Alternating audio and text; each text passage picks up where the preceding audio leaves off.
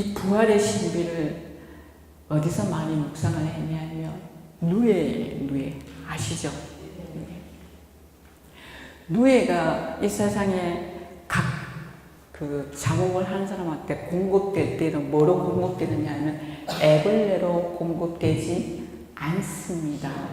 뭐로 공급돼요? 실로 공급돼요. 실을 받아서 집에 가져와서 아래목에 따뜻한데 깔아놓으면 많지가 않아요. 한 요쯤밖에 안 돼요. 한 그 집에. 거기에다가 면으로 된 천을 이렇게 딱 덮어놓으면 며칠 후에 가보면 개미 같은 게 나와가 꼬물꼬물꼬물 거려요. 그게 누에예요. 그래서 그 누에는 7일을 먹고 잡니다. 그 깨어나서 7일을 먹고 또 잡니다. 7번을 반복해요. 반복하고 난 후에 7일 동안 먹기만 합니다. 근데 너무 놀라운 거는 누에의 몸이 그때쯤 되면 이렇게 큰데 투명해집니다.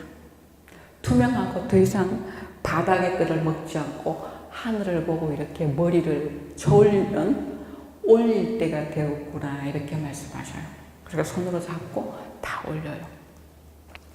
깨끗한 데 올려놓으면 그때 그 누에는 자기 몸에 투명하게 들어있는 실을 7일 동안 뽑아요. 그리고 우리 눈에 보이는 거는 뭐만 남아요? 하얀 누에 꼬치만 있고 누에는 어디 있어요? 그 안에 뻔으로 남아있어요. 뻔 아시죠? 번데기. 죽었을까요? 살았을까요?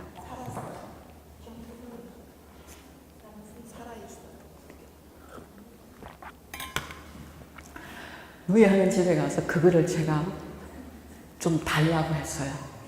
그리고 제가 자지 않고 밤새 그거를 눈앞에 쫙 일일로 세워놨어요. 왜? 가위를 갖고 그걸 자르니까 안 잘리는 거예요. 그렇게 단단합니다, 그게. 밤새 잠도 안 자고 보는 거예요. 3일 되면, 작업이 끝난 3일이 되면 새벽에 뻥뻥뻥 그래요. 그 안에 있던 번데기가 나비로 나오는 거예요. 그래서 잠업하는 사람들은 그 3일 되기 전에 공판을 해야 돼요. 공판을 하면 공판 맞는 곳에는 제일 먼저 하는 이유가 삶아버리는 거예요. 번데기가 죽게 하기 위해서. 그 꼬치 때문에 아니고 안에 번데기가 살아서 똥 싸면 꼬치가 1등급 받을 걸 3등급밖에 못 받아요. 돈차가 너무 많이 나요. 그래서 여러분이 시장 가서 사 먹는 거는 그 거리게 나온 뻔이에요. 그거 맛있었죠? 제가 거기서 너무 놀란 게 뭐냐면 하나의 미물도 저 부활의 신비를 산다는 거예요. 사실이에요. 그 번데기가 그 문을 통과하기 전까지는 분명히 번데기예요. 그 문을 통과하고 뻥하고 열리는 순간에 뭐라고 바뀐다고요? 나방이 아름다운 나방이 되는 거예요. 우리가 죽음의 문을 건너가는 것, 이건 죽음의 문이라고 얘기하고 그 문을 건너간다고 표현하는 거죠. 왜? 죽음이 끝이 아니기 때문입니다. 그것을 건너가야만 완성인 겁니다. 내가 이 세상에서 잘 살 수 있느냐 못 살 수 있느냐를 측정하는 건 뭐냐면 이 사람이 죽음을 묵상할 수 있는 사람인가 아닌가예요. 죽음은 원래 근본적으로 철학적인 질문입니다. 근데 철학에서 그 질문에 답이 안 나오는 거예요. 왜? 아까 했죠. 인간이 태어나는 것과 죽음은 분리임이라는 거죠. 인간의 영역과 인간의 영역이 아닌 영역이 분명히 있다는 거죠. 그래서 죽음은 신학의 아주 중심 자리에 있고 그 다음에 나의 오늘 삶과도 아주 밀접한 관계가 있습니다. 요즘 보톡스라는 게 되게 유명하죠. 그죠? 보톡스 맞는 사람들은요, 몇 주가 예뻐요? 몇 주만 예뻐요. 보톡스 바람에 빠지면 아주 보기 흉해져요. 근데 여러분이 이런 말 하면 좀 곤란한데 실제니까 한번 보세요. 얼굴을 한번 보세요. 그게 누구 얼굴인지. 그죠? 아시죠? 그 사람 젊었을 때 정말 못생겨서 너무 많이 손댔거든요. 지금은 저는 그것 딱 보면 마귀 할머니 저 얼굴이 아닐까 생각해요. 보톡스 좋아하지 마세요. 마귀 얼굴 안 되려면. 어색했죠. 과거 시대에는 육적인 것을 너무 무시하고 살았어요. 중세 때 그래서 수도자들이 수도의 지하방에서 편퇴를 한 이유가 육신이 뭐라고요? 상부막이라고 생각했던 거예요. 근데 지금은 그 반대인데 사실은 같은 뿌리를 갖고 있습니다. 우리나라가 잘하는 게 있는데 초등학생만 되면 화장을 해요. 걔들이 왜 할 것 같아요? 우리나라를 지금 말하면 세 가지로 이렇게 축약해 드릴 수 있어요. 30대까지, 초등학생 때 30대까지 어떻게 하면 예쁠까입니다. 그러니까 외적인 거예요. 내적인 게 아니고. 그 다음에 40대는 뭐에 목숨 걸어요? 여기 40대 계시죠, 그죠? 40대는 어떻게 하면 조금이라도 몇 살 적어 보일까입니다. 60대가 되면 어떻게 돼요? 좀 어떻게 하면 더 건강할까 합니다. 근데 놀라운 거는 뭐냐면 이게 세 가지 다가 내적인 것에서 외적으로 가는 게 아니고 외적인 것에서 외적으로 머물고 끝난다는 데 문제가 있습니다. 이게 결과적으로 육체를 학대했던 시대가 육체가 신의 자리에 가 있는 거예요. 인간인 내가 내 육체를 섬기고 있는 거예요. 내가 내 육체와 영혼이 합일된 상태, 몸의 상태로 사는 게 아니라 그 반대로 노예로 살고 있다는 얘기입니다. 안 그래도 저는 중고등학생들이 막 화장하는 애들하고 얘기할 때 정말 안 하면 훨씬 더 예쁘다고 얘기해도 안 믿어요. 놀랍게도 1시간을 설득했는데도 안 믿어요. 자기네들 세계에서는 그게 안 통하는 말이야. 그래서 우리가 이 죽음이라는 완성을 바라보지 않을 때에 다르게 표현하면 죽음은 신이 인간에게 주신 정말 아름다운 선물이에요. 네 평생의 삶을 아름답게 살아갈 수 있도록 도와주는 게 죽음이니까요. 옛날부터 히라빈들은요, 인간의 본질은 하데스라고 해서 저승세계에서 찾을 수도 이렇게 말했습니다. 죽음에서 그 사람을 알 수 있다는 거죠. 그죠? 그래서 죽음을 떠나서는 인간의 삶을 이해할 수도 없고 인간의 본질을 알 수도 없고 삶의 지표를 잘 만나기도 힘들어져. 그래서 죽음을 선물이라고 합니다. 성요한 바오로이제는 나는 죽지 않고 사랑 안에 남아 있습니다. 이렇게 말했어요. 인간이 인간에게 남길 수 있는 가장 큰 선물은 자신의 죽음입니다. 돈 아니에요. 돈은요, 아무리 많이 남겨놓으셔도 그 안에서 돌아가시는 순간에 자녀들끼리 쌈박질 합니다. 누가 몇 푼을 더 가져갈까요? 그래서 그 부모의 아름답고 거룩한 삶이 기억되지 않는 거예요. 그러니까 여러분의 죽음이 여러분의 자녀들한테 아름답게 기억되기를 바라신다면 돈은 다 쓰고 가세요. 그거 안 불러주시는 게 낫습니다. 그래서 우리가 이런 세 가지 조건은 내 영역을 조금 더 벗어나였습니다. 예수님께서 부활하셨을 때 제자들이나 마리아 막달라는 못 알아봤습니다. 마리아 막달라나 같은 경우는 그렇게 사랑하는 주님을 따라다니는데도 불구하고 알아봤다 못 알아봤다? 못 알아봤습니다. 그런데 딱 부르니까 한 번만에 뭐라고요? 주님이라고 고백합니다. 이건 무슨 얘기냐면 인간의 죽음의 이후 세계는 이 세상에서 세계에서 변하는 영역과 변하지 않는 영역이 있다는 얘기입니다. 나의 죽음도 마찬가지예요. 내가 죽으면 변화해서 왜 변화하느냐면 완전하게 하겠습니다. 변화합니다. 그 변화하는 영역과 변화하지 않는 영역이 있다는 것. 다시 말하면 이 세상하고 연속되는 부분이 있다는 얘기입니다.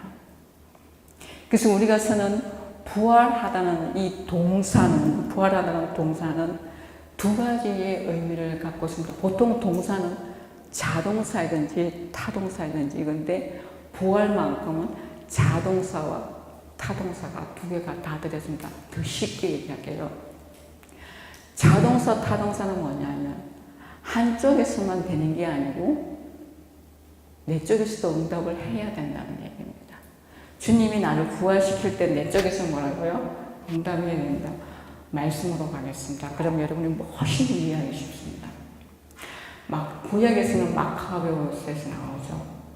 마른 뼈들이 막 흩어져 있는데 하느님의 소리가 와서 일어나라 그랬을 때 마른 뼈들은 다 일어나서 뼈와 뼈를 맞추고 그렇게 해요. 뼈에 기둥이 세고 있자 바람이 불어서 살을 붙이고 흙이 날라와서 살을 붙이고 그 다음에 바람이 창세기에 인간을 만든 방법과의 반대로 되어 있습니다. 여기서 정말 궁금한 건 뭐냐면 마른 뼈들이 어떻게 들을 수 있었을까 합니다. 또 신약에 오면 예수님은 세 번의 부활 기적을 일으키는데 한 번은 야이로의 딸 12살 먹은 딸이에요. 예수님 별거 안 했어요. 소녀야 일어나라. 분명히 죽었대. 일어나라. 어떻게 해서 이 소년을 들을 수 있을까? 그 다음 나인이란 고을에서 가부의 아들이 죽어서 상여를 메고 나가는데 거기 가서 뭐라고요? 젊은이요? 일어나라. 다 똑같아요. 젊은이 일어나. 이 젊은이는 분명히 죽어가 간 속에 있는데 어떻게 들을 수 있었을까? 더 기가 막히는 건 나사로의 죽음입니다. 죽은 이 나흘이 되었고 돌무름에 갇혔고 꽁 살려 있습니다. 나사로야 일이 나오느라 했을 때 나사로는 어떻게 들을 수 있었고 꽁꽁 쌓인 그 나사로가 어떻게 밖으로 나올 수 있었을까? 꽁꽁 쌓였으니까 저는 그 아이들 보드카 타는 것처럼 이렇게 튀어서 나왔다고 생각해요. 자기 마음대로 상상할 수 있습니다. 결국은 죽은 자가 들을 수 있어야 한다는 얘기를 결론에 나오는 겁니다. 누구의 소리를 들을 수 있어야 하는 겁니다.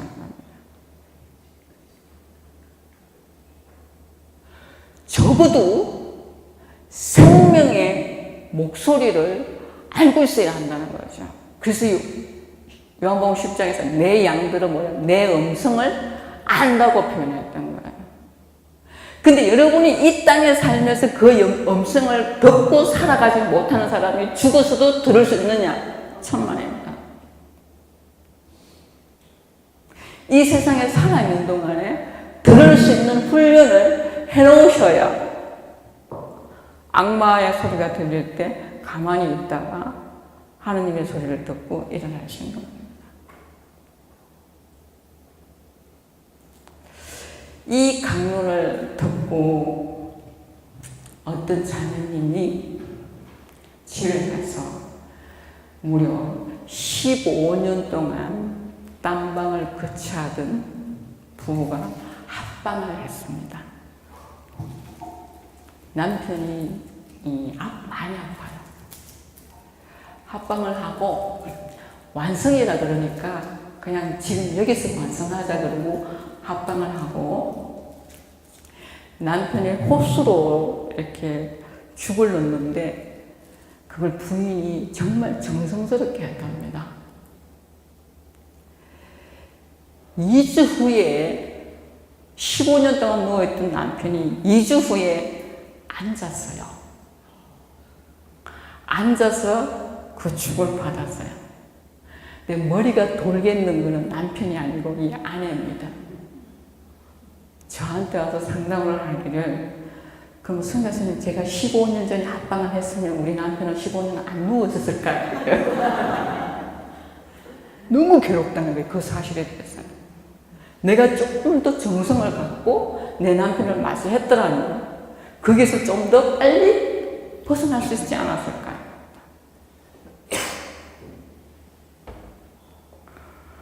(15년) 전에 저에서 일어났을지 안 일어났을지 저는 몰라요. 그것까지 볼 수 있는 눈이 갖고 있는 건 아니죠. 그런데요, 다음 시간에 분명히 얘기하겠지만 이 부활은 구원의 관계인데 구원이에요. 인간과 인간의 삶 안에서 이루어지게 되어 있습니다. 그 힘을 충분히 받을 수 있는 게 내 안에 뭐가 있었어요? 성령이 있었습니다. 여러분이 여러분 안에 내재해 있는 이 성령을 잠재우지 않으시기를 바랍니다. 예수님의 부활에서 우리의 부활을 정확하게 볼 수 있어요. 결국 몸의 부활이에요. 몸의 부활은 무엇을 의미하느냐면 관계성을 말합니다. 관계. 어제까지 강의가 존재성이라면 오늘은 관계성이에요. 여러분이 죽은 사람이 몸이 부활 안 하고 TV, 영화 같은 데서 보듯이 구름처럼 휙 왔다가 휙 가면 어떻게 돼요? 관계를 맺는 게 아니고 뭐라고 얘기해요? 무서워하죠. 다시 말해서 죽음 후에도 관계가 있다.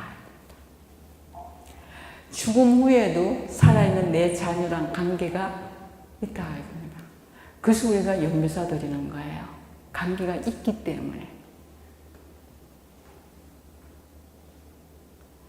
그래서 몸이 부활하고 몸에서 이루어지는 것은 바로 유령이 아니라 이 관계성. 그리고 예수님이 부활하셨을 때 그걸 믿지 않는 토마에게 들어올리시면서 뭐라고 해요? 내 옆구리에 손을 넣어보라는 건 바로 육적인 관계. 네가 사랑이라는 것은, 부활이라는 것은 그냥 이데올로기가 아니라는 얘기입니다. 우리는 어쩌면 굉장히 행복한 사람이죠. 이상적인 사랑을 사는 게 아니라 실제적인 사랑을 매일매일 살아가면서 제일 행복한 사람은 누구냐면 자기 자신의 변화입니다.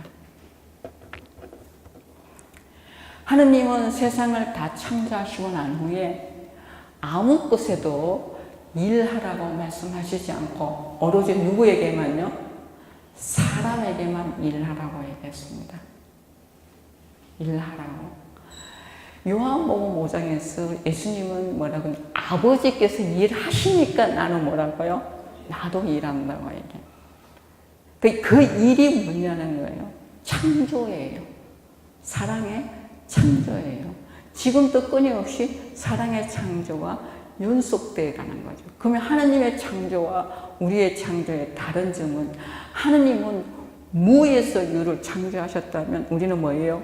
유에서 유로 창조했기 때문에 그래서 우리가 이걸 창조라는 단어보다는 변화라는 단어를 많이 쓰는 겁니다. 우리가 이 원천적인 사랑에 기반을 두고 끊임없이 뭐라고요? 변화할 수 있다. 왜 변화해야 하느냐? 간단해요. 그래야 가장 나답기 때문입니다.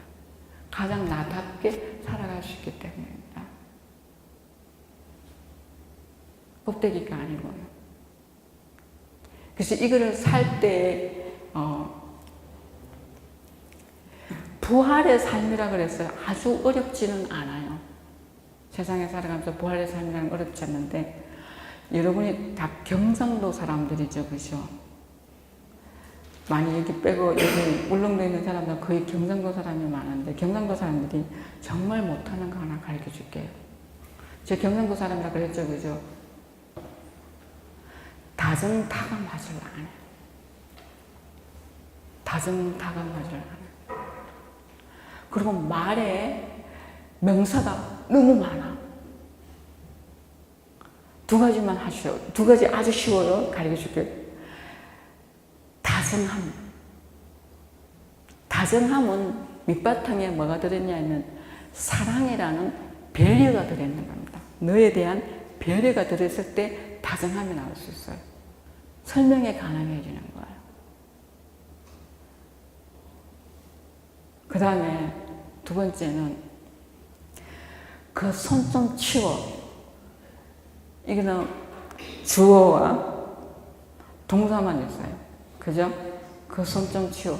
기분 좋은 사람 별로 없어요. 그 예쁜 손 방향을 잠깐만 바꾸면 어떨까? 듣는 사람 기분 나빠요, 안 나빠요? 명사 그대로 다 쓰는데 명사 앞에 뭐만 들어간 거예요? 형용사만 들어갔어요. 우리나라 언어는요, 형용사가 굉장히 발달된 민족입니다. 명사가 발달되어 있지 않습니다. 그래서 형용사를 많이 써야 하는 민족인데 잘 안 써. 그 중에서 이 경상도 사람, 제주도 사람 이렇게 사람들이 잘 안 쓰더라고요. 제가 제주도 가서 이 얘기를 했더니 젊은이들이 머리에 치가 난대요. 왜? 부인한테 말할 때마다 이제 형용사를 찾아야 되니까. 근데 부인들이 뭐냐면 기분이 너무 좋다는 거예요. 너무 좋다는 거예요. 오늘도 여러분이 만나는 사람들 안에서 형용사를 쓸 수 있으면 좋겠어요. 형용사는 거의 다 아름다운 단어가 많이 있거든. 이 두 개만 해도 내 삶은 훨씬 행복하게 윤택하게 살아갈 수 있습니다. 사랑이 별거 아니에요. 될까요? 안 될까요? 저는 교리를 실천적인 것에 굉장히 많이 넣는데 그 이유는 여러분 삶에 아무런 연관이 없는 교리라면 그게 무슨 소용이 있냐는